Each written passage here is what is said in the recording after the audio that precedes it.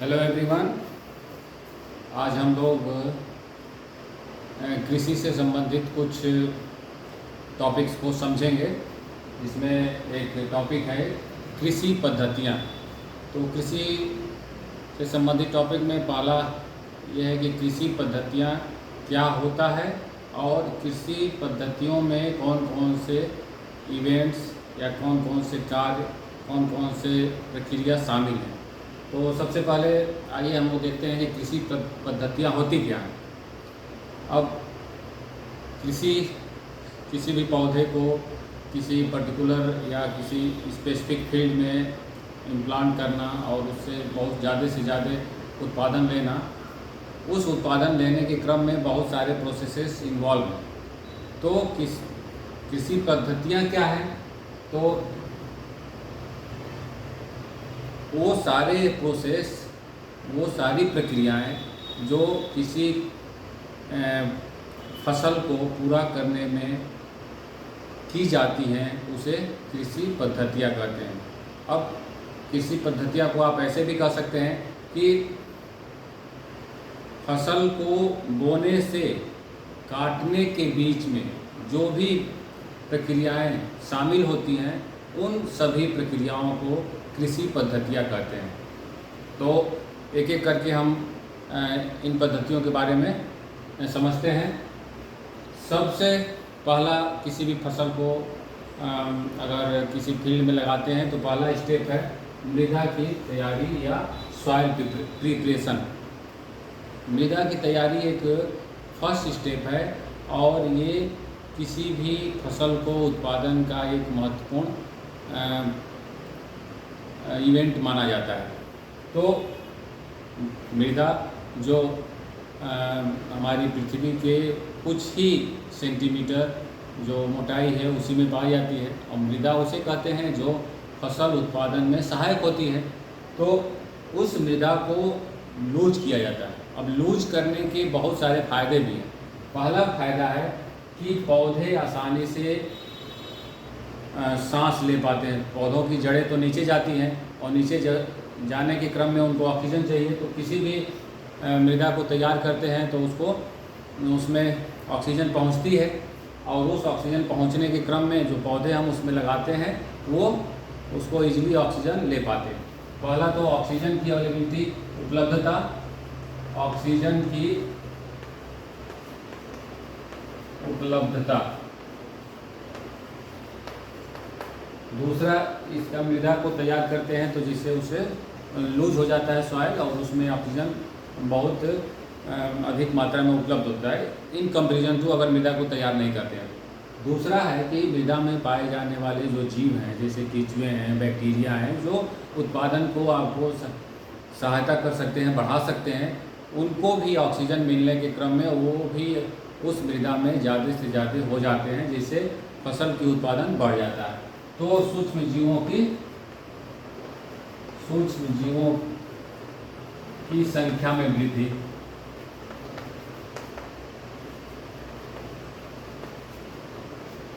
दूसरा फायदा ये है, मृदा को प्रिपेयर करते हैं। तो तीसरा फायदा ये है कि जो ह्यूमस है, जो मृदा और डेड मटेरियल का मिक्सचर है, वो पूरी तरह मृदा में मिल जाता है, जिससे मृदा का उपजाऊपन बढ़ जाता है, जिससे ह्यूमस।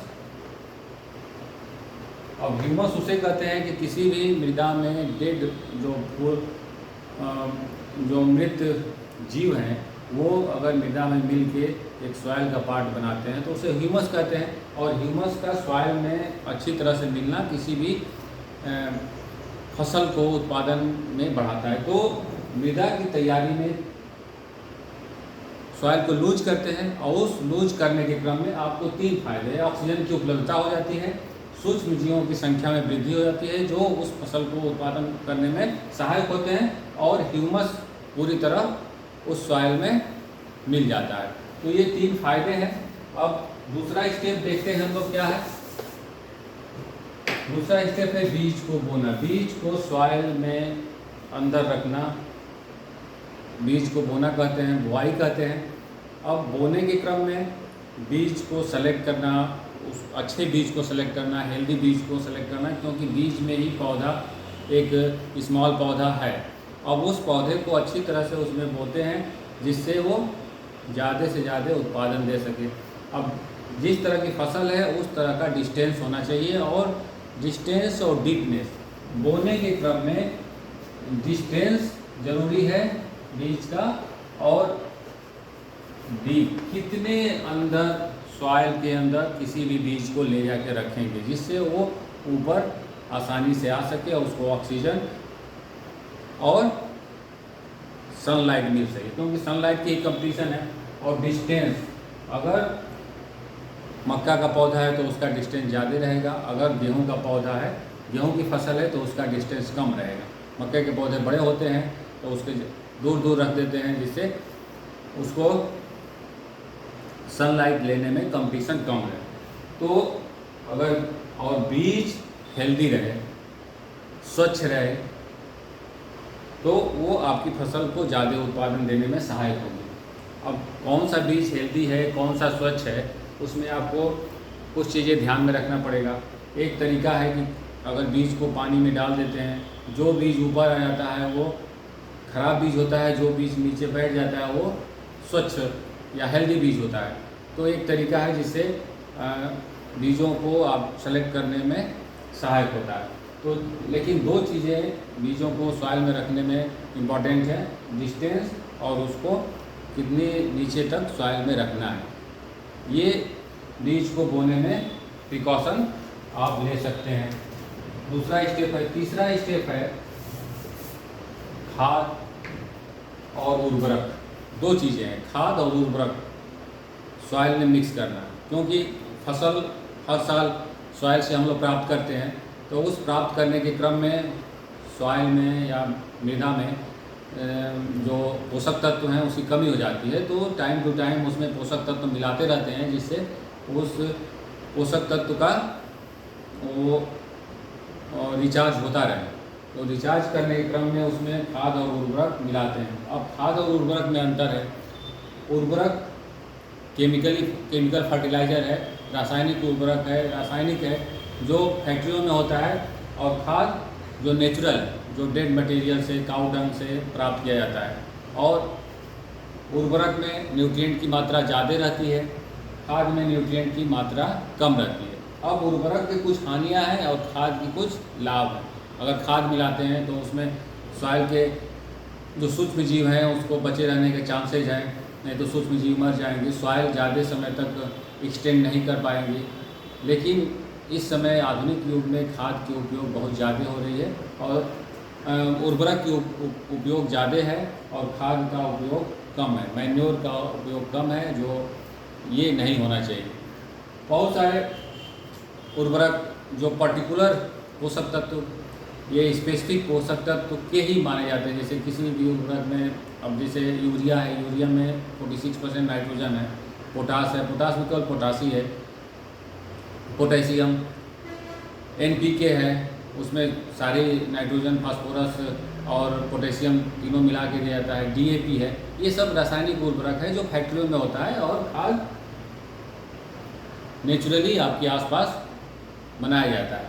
तो खाद और उर्वरक मिला के सॉइल को तैयार किया जाता है, और उर्वरक और खाद में एक विशेष अनुपात होना चाहिए जिससे सॉइल की जो उसकी नेचुरलिटी है वो बना रहे और ज़्यादा समय तक एक्सटेंड करे।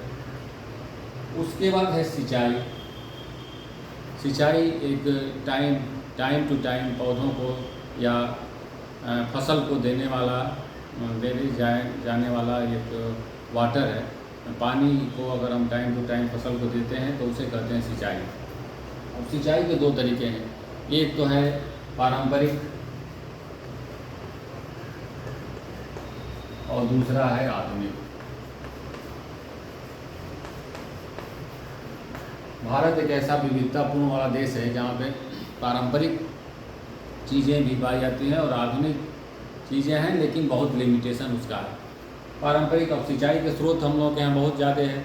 जैसे कुछ सिंचाई तालाब से होती है, कुछ सिंचाई नहर से होती है, कुछ सिंचाई नदी से होती है, कुछ सिंचाई ट्यूबवेल से होती है। तो ये सब पारंपरिक में आते हैं। अब पारंपरिक जो प्रोसेस है, तालाब नहर ये सब तो सोर्स हैं। अब वो सोर्स से खेत तक पहुंचाने का जो तरीका है उसको पारंपरिक में, जैसे राहत है, ढेकली है, ये सब पारंपरिक तरीके हैं। आधुनिक तरीके दो माने जाते हैं, एक है फव्वारा सिस्टम स्प्रिंकलर और दूसरा है ड्रिप। ये आधुनिक तरीके, क्योंकि आने वाले समय में पानी की बहुत कमी होने वाली है, या कमी हो सकती है, या पानी को बहुत एक तरह से आप जागरूक तरीके से यूज करना है। तो उस क्योंकि इस जो पारंपरिक तरीके हैं इसमें पानी की बहुत नुकसान होता है, वो सही जगह पे पहुंच नहीं पाता। आधुनिक तरीके में पानी को हम बहुत तरीके से बचा सकते हैं। एक है उसमें स्प्रिंकलर और दूसरा है ड्रिप। ये सिंचाई के दो आधुनिक तरीके हैं। स्प्रिंकलर में क्या करते हैं कि थोड़ा सा इसको समझ लेते हैं। स्प्रिंकलर मीडियम क्या है, सपोज दैट ये फील्ड है, इसमें पूरे फील्ड में पाइप सप्लाई कर देते हैं और इसको नोजल से ऐसे जोड़ देते हैं, इससे पानी निकलता रहता है। अब इसमें क्या होता है कि पौधों को पूरी तरह पानी पहुंचता है, न ज़्यादा पहुंचता है न कम। अगर पानी ज़्यादा मात्रा में पहुंचे तो पौधों को नष्ट होने की, फसल को नष्ट होने की संभावना रहती है। अब इसमें पूरे पौधों को एक नेचुरल बारिश जैसा पहुंचता है, जिससे फसल का उत्पादन ज़्यादा होने की चांसेस बढ़ जाते हैं। अब इसमें ड्रिप में क्या है, यही ड्रिप पाइप के यहाँ पे ड्रॉपलेट के रूप में गिरते हैं। अब ये जो है स्प्रिंकलर से भी एडवांस। अब स्प्रिंकलर में पूरा पानी फैलता है, इसमें ड्रॉप बाय ड्रॉप पानी गिरता है। अब ये टोटल आधुनिक है। इसमें बहुत सारे देश ऐसे हैं जो अपनी पूरी फील्ड को ड्रिप इरिगेशन से सेचुरेटेड कर दिए हैं। इसमें बहुत पानी नुकसान नहीं होता और फसल ज़्यादा से ज़्यादा होने की चांसेस बढ़ जाते हैं। अब इसके बाद अगला हम लोगों का है निराई, वीडिंग जिसे कहते हैं।